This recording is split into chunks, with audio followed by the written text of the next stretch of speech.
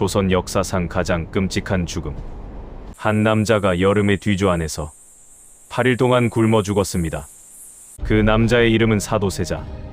그런데 더 충격적인 건 그가 죽어가던 순간 아내는 아무 말도 하지 못했다는 것입니다. 그리고 훗날 그 아내는 직접 기록을 남깁니다. 남편은 왜 미쳐갔는가? 영조는 왜 친아들을 죽였는가? 그리고 내 아들은 어떻게 살아남았는가?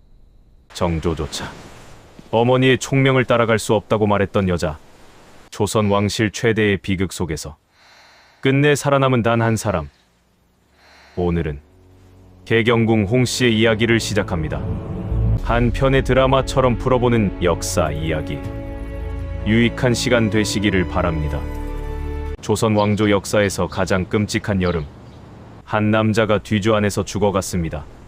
그리고 그 뒤주 밖에는 아무 소리도 내지 못한 채 이를 지켜봐야 했던 한 여인이 있었습니다.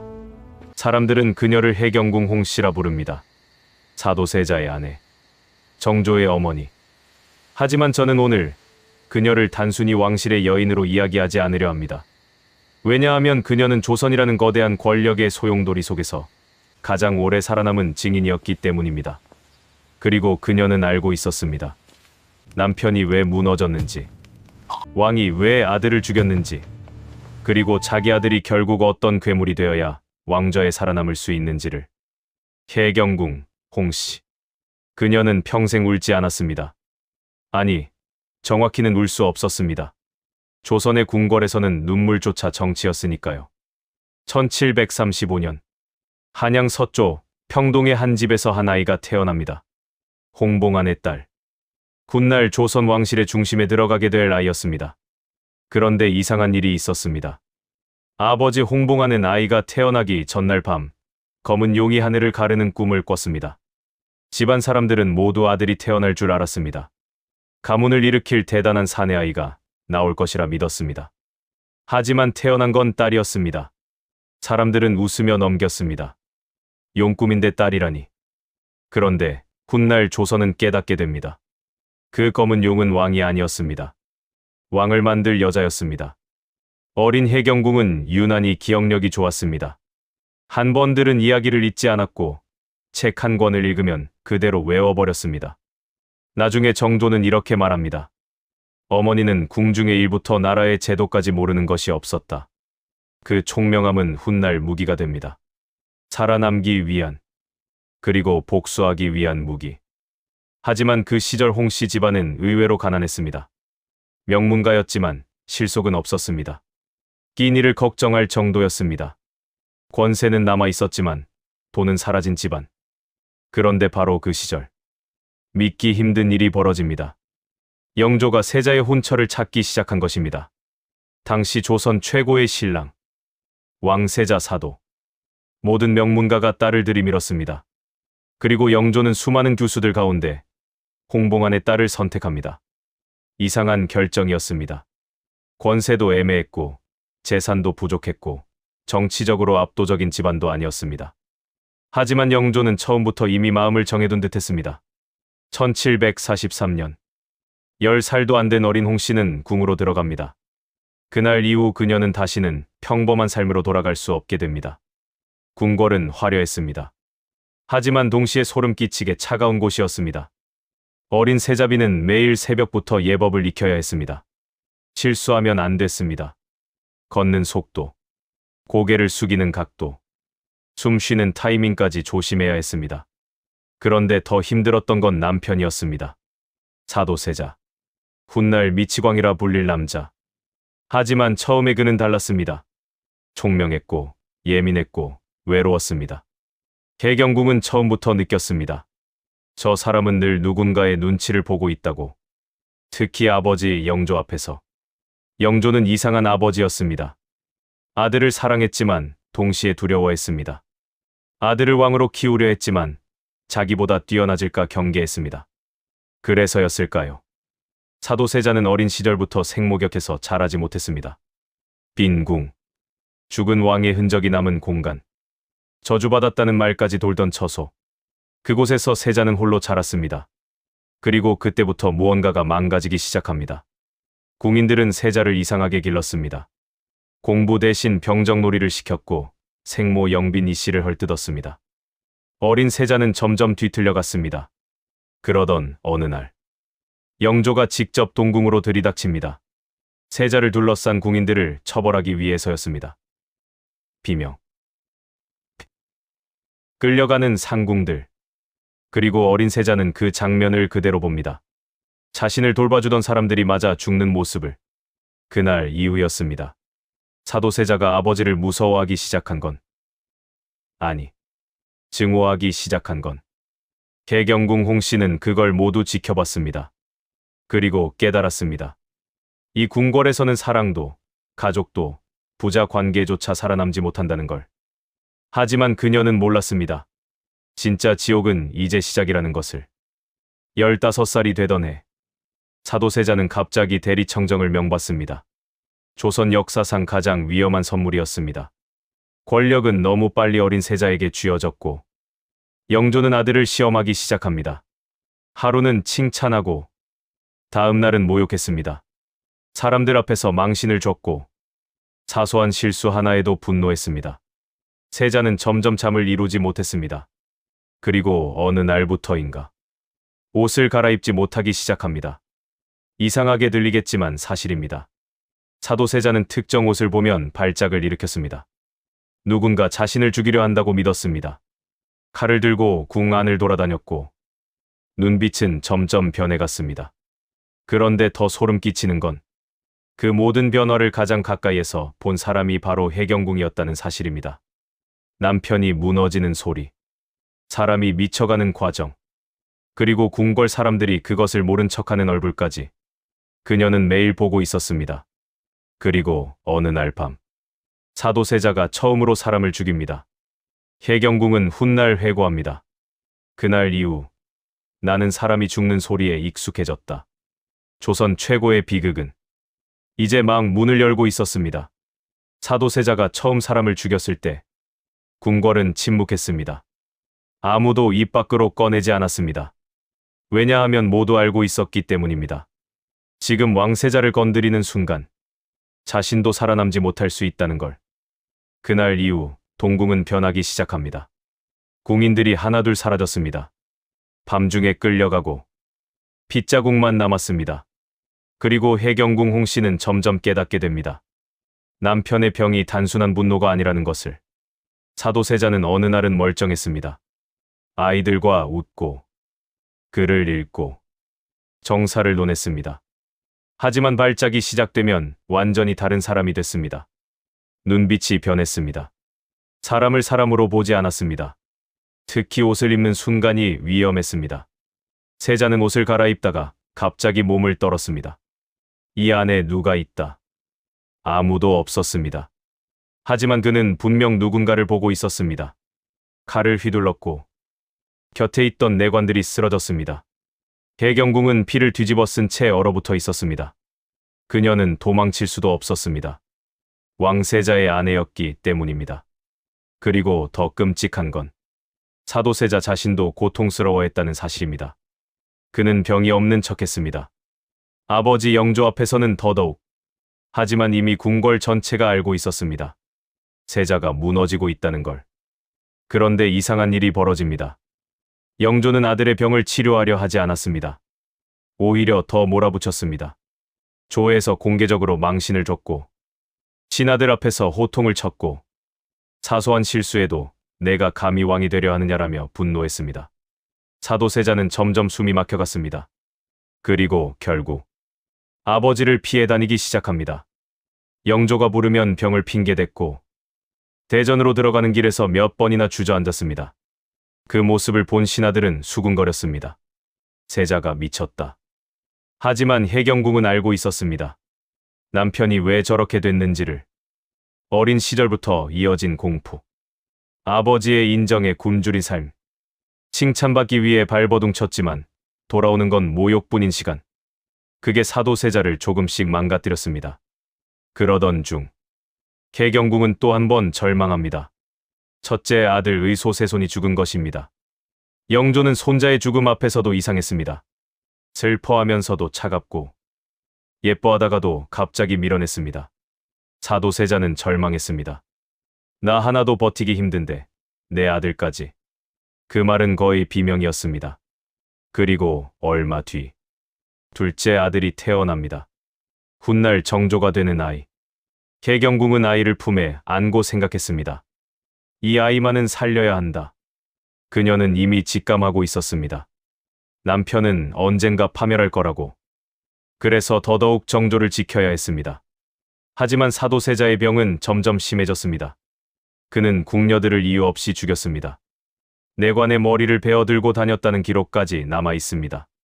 궁궐 사람들은 세자를 보면 벌벌 떨었습니다. 그런데 놀라운 건 개경궁이 끝까지 남편 곁을 떠나지 않았다는 점입니다.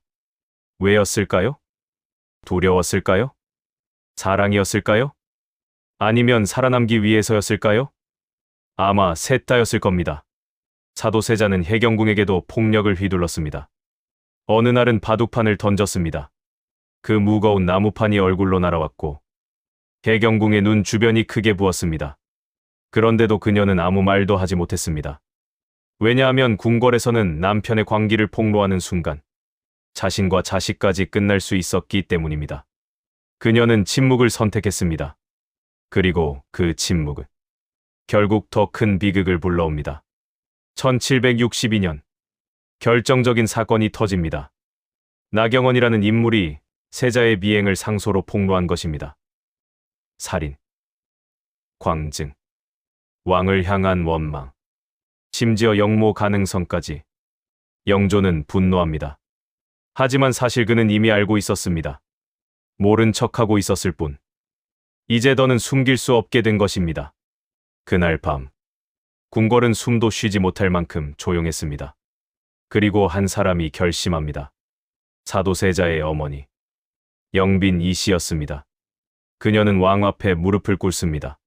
세자가 병들었습니다. 친어머니가 아들을 포기한 순간이었습니다. 조선을 지키기 위해, 손자 정조를 살리기 위해, 그리고 아마 더 큰 피바람을 막기 위해서였을 겁니다. 영조는 오래 침묵했다고 합니다. 그리고 마침내 입을 엽니다. 내가 결단하겠다. 그 말 한마디로 조선 왕실의 운명이 바뀝니다. 며칠 뒤, 윤 5월의 뜨거운 여름, 영조는 사도세자를 폐세자시킵니다. 왕세자를 평민으로 떨어뜨린 것입니다. 그리고 뒤주를 가져오라 명합니다. 그 순간 해경궁은 무너집니다.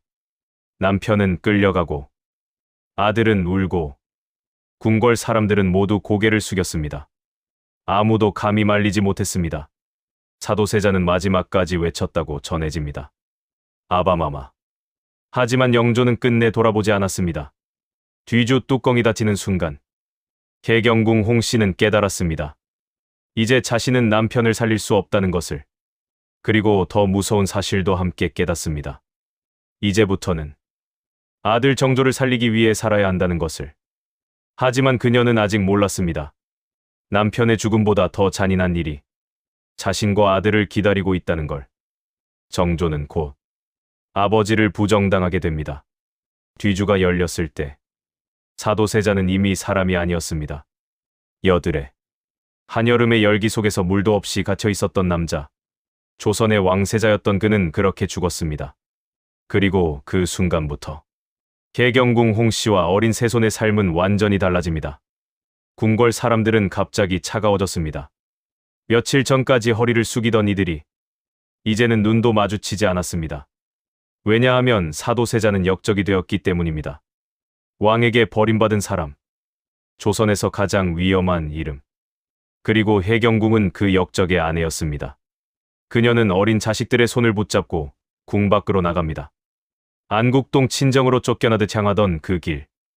해경궁은 평생 잊지 못했다고 합니다. 어제까지 왕세자빈이었던 여인. 오늘은 죄인의 가족. 사람의 운명이란 그렇게 하루아침에 바뀌었습니다. 그런데 이상한 일이 벌어집니다. 며칠 뒤, 영조가 갑자기 사도세자에게 시호를 내립니다. 사도 생각할 사, 슬퍼할 도. 마치 뒤늦게 후회라도 한 사람처럼. 그리고 해경궁에게도 다시 궁으로 돌아오라 명합니다. 하지만 해경궁은 알고 있었습니다. 이건 사랑이 아니었습니다. 정치였습니다. 왕은 세자를 죽였지만 왕통까지 무너뜨릴 수는 없었던 것입니다. 왜냐하면 아직 세손이 있었으니까. 11살의 아이, 훗날 정조가 되는 이산. 이제 조선의 모든 시선이 그 아이에게 향하기 시작합니다. 미친 세자의 아들. 그 꼬리표는 너무 위험했습니다. 언제든 제거될 수 있는 명분이 됐으니까요. 해경궁은 그걸 누구보다 잘 알고 있었습니다. 그래서 그녀는 결심합니다. 울지 않기로, 원망하지 않기로, 그리고 살아남기로. 몇 달 뒤, 해경궁은 영조를 다시 마주합니다. 남편을 죽인 사람. 하지만 그녀는 무릎을 꿇고 이렇게 말합니다. 저희 모자가 살아있는 것은 전하의 은혜입니다. 궁궐 사람들은 놀랐습니다. 원망 대신 감사라니. 하지만 해경궁은 감정을 숨긴 게 아니었습니다. 계산하고 있었습니다. 지금 분노하는 순간 정조도 죽는다는 걸 알았기 때문입니다. 영조 역시 충격을 받습니다. 그리고 처음으로 해경궁을 다시 보기 시작합니다. 며느리가 아니라 위험한 궁궐에서 살아남을 줄 아는 사람으로. 그날 이후 해경궁은 움직이기 시작합니다. 그녀의 목표는 단 하나였습니다. 세손을 왕으로 만드는 것. 그러기 위해선 먼저 영조의 마음을 얻어야 했습니다. 그래서 해경궁은 가장 잔인한 선택을 합니다. 아들 정조를 자신의 곁에서 떼어내기로 한 것입니다. 세손은 경희궁으로 들어갑니다. 영조의 곁, 그리고 할머니 영빈 이씨의 보살핌 아래에 자라게 됩니다. 해경궁은 일부러 거리를 둡니다. 왜냐하면 사람들이 두려워했기 때문입니다. 사도세자의 피가 남아있다. 그 말을. 그래서 그녀는 아들을 살리기 위해 스스로 멀어집니다. 그런데 정조는 알고 있었습니다. 어머니가 왜 자신을 밀어내는지를. 그래서 더 괴로웠습니다. 어린 정조는 밤마다 울었다고 전해집니다. 아버지는 뒤주에서 죽고 어머니는 곁에 없고 궁궐 사람들은 자신을 두려워했습니다. 그리고 마침내 가장 잔인한 날이 찾아옵니다. 1764년 영조는 세손을 효장세자의 양자로 입적시킵니다. 겉으로는 후계 안정. 하지만 실제 의미는 단 하나였습니다. 너는 이제 사도세자의 아들이 아니다. 정조는 그날 상복을 벗습니다. 친아버지의 상복을. 기록에 따르면 정조는 그 순간 가장 크게 통곡했다고 합니다. 사도세자가 죽었을 때보다 더. 왜였을까요? 그날은 아버지가 2번 죽은 날이었으니까요. 사람은 죽으면 끝나지 않습니다. 잊혀질 때 진짜 죽는 겁니다. 그리고 영조는 손자를 살리기 위해 아들의 존재 자체를 지우려 했습니다. 해경궁은 무너졌습니다. 남편은 죽고 아들은 아버지를 부정당했습니다. 하지만 그녀는 끝내 버팁니다. 왜냐하면 아직 끝난 게 아니었기 때문입니다. 궁궐 안에는 또 다른 위험이 기다리고 있었습니다. 화와농주, 사도세자의 누이, 그리고 영조가 가장 아끼던 딸. 그녀는 점점 세손에게 집착하기 시작합니다. 먹는 것, 입는 것, 자는 것까지 모두 간섭했습니다. 심지어 세손과 같은 상에서 밥을 먹었습니다. 궁궐 사람들은 수군거렸습니다. 옹주가 세손을 자기 아이처럼 키운다. 해경궁은 불안했습니다. 하지만 함부로 막을 수 없었습니다. 화완옹주는 영조의 총애를 받는 존재였으니까요. 게다가 세손은 아직 어렸습니다. 살아남기 위해선 누군가의 보호가 필요했습니다. 그런데 시간이 흐르면서 이상한 변화가 시작됩니다. 정조가 점점 달라진 것입니다. 그는 아버지처럼 감정을 드러내지 않았습니다. 분노해도 웃었고 괴로워도 침묵했습니다. 그리고 누구보다 공부에 집착했습니다.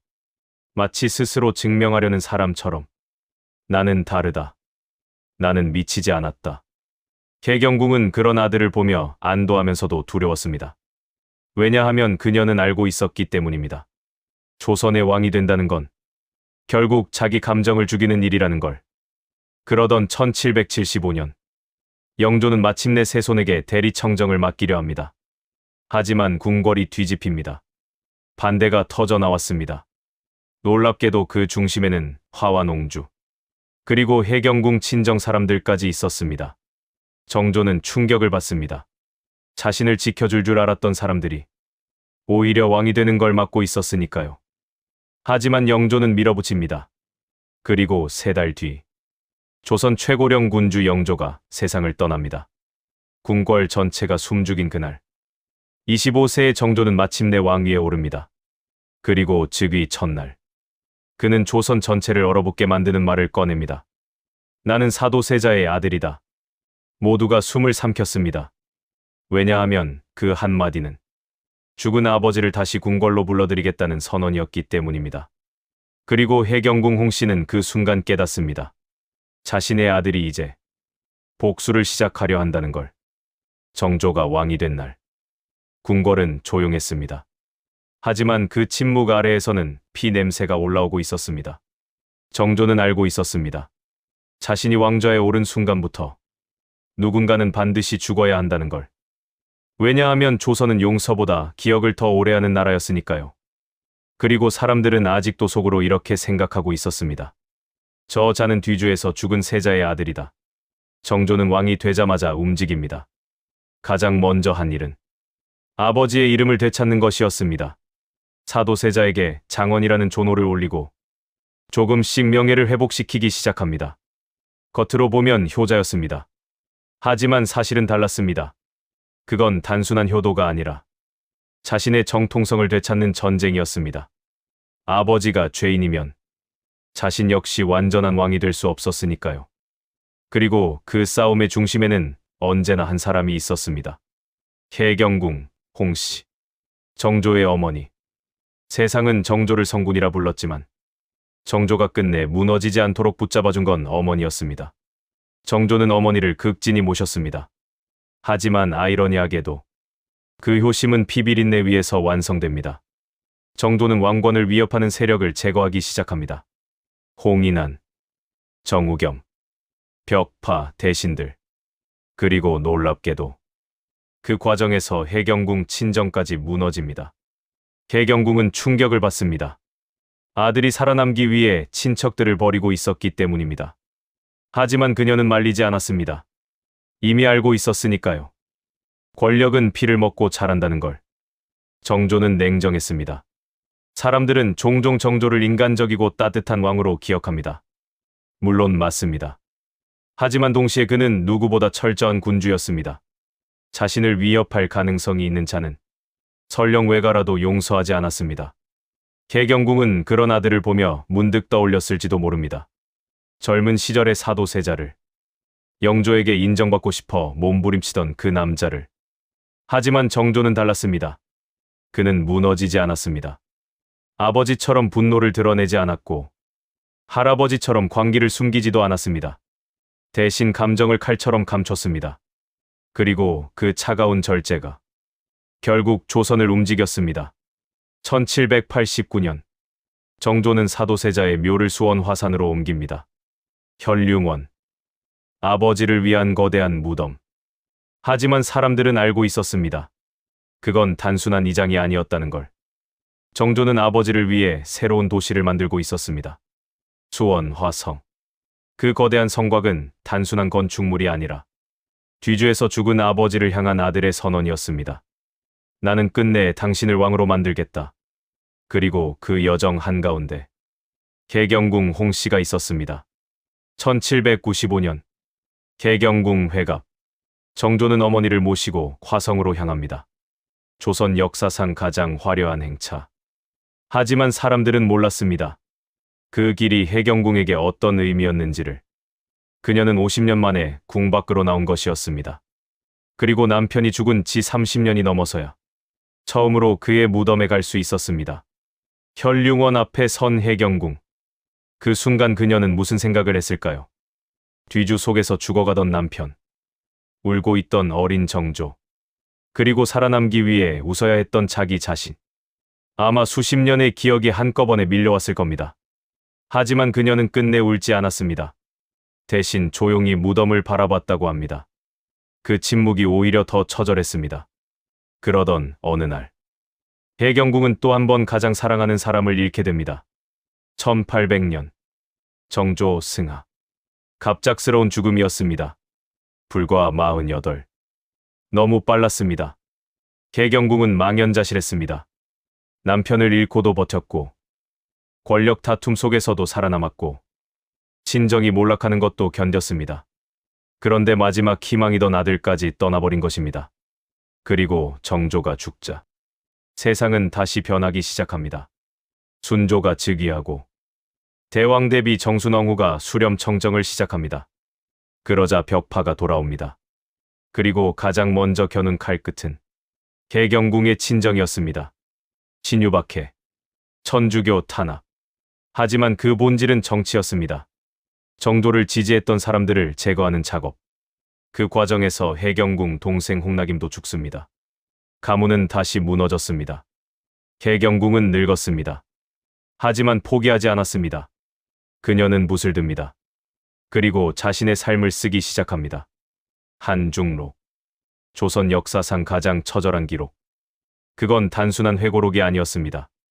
남편의 광기, 영조의 냉혹함, 궁궐의 공포, 그리고 살아남아야 했던 자신의 비명을 담은 책이었습니다.